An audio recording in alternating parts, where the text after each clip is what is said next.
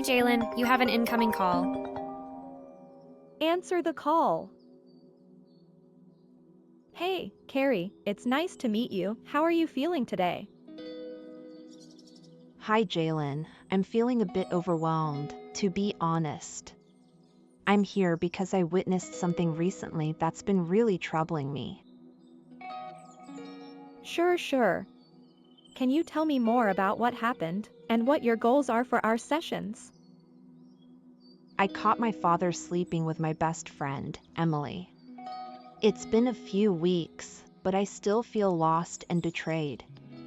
I don't know how to handle it, or how to move forward with my relationships with either of them. That sounds incredibly painful, Carrie. I'm really sorry you had to go through that. Let's start by talking about the day it happened.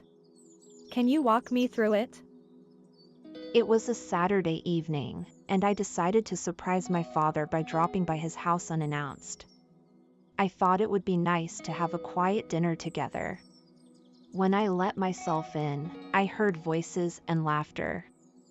I recognized Emily's voice and walked into the living room to find them together.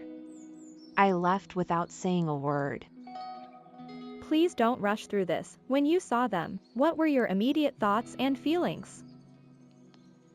I felt a mix of shock, anger, and sadness. It was like my world shattered. My father was always someone I looked up to, and Emily was like a sister to me. The betrayal cut so deep. Sure, those feelings are completely valid. How has your relationship with your father and Emily been before this incident? My father was always responsible and hardworking, but a bit distant. Emily and I were inseparable, like sisters. I never saw any signs of this coming. It sounds like the betrayal came out of nowhere for you. How do you think this incident affects your perception of your father and Emily now? I feel like I can't trust them anymore. My father's reliability is in question, and Emily's presence feels like a lie. I don't know how to move forward with either of them. Trust is crucial in any relationship, and it's understandable that you feel this way. Have you had any conversations with them since the incident? No, I've been avoiding them.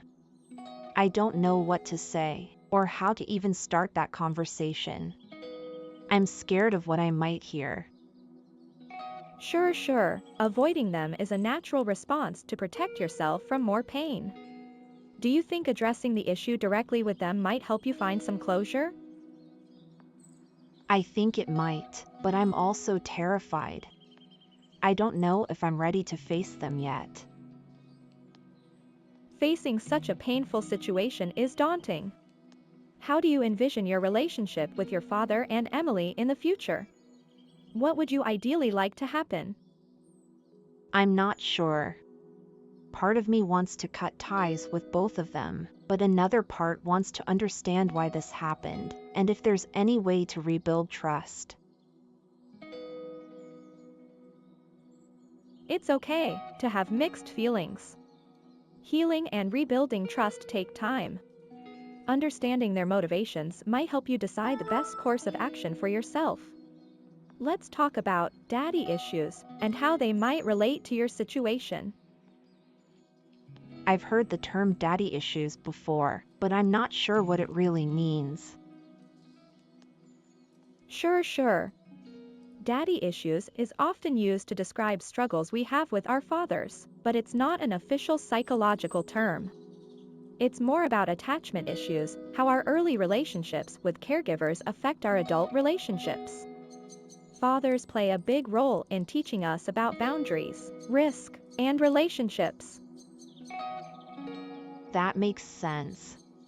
My father was always there for family dinners and weekend outings, but he was also distant and focused on work. Maybe that's why this betrayal feels so confusing. Exactly. Your father's role in your life set certain expectations. When those are shattered, it can feel like the ground has been pulled out from under you. How do you think this relationship with your father has affected your self-esteem and other relationships? I've always sought his approval, thinking if I pleased him, he'd be around more. It's made me cautious in relationships, always trying to please others and avoid conflict. That's a common response. Understanding this pattern can help you break it. How do you feel about starting to rebuild your self-esteem independently from your father's approval? I want to, but I'm not sure how to start. Please don't worry that we can work on that together. Point one step is to identify what you needed from your father that you didn't get, and see if you can provide that for yourself now. For example, if you needed emotional support, can you find ways to support yourself emotionally? That sounds like a good idea. It's just hard to think about doing it all on my own.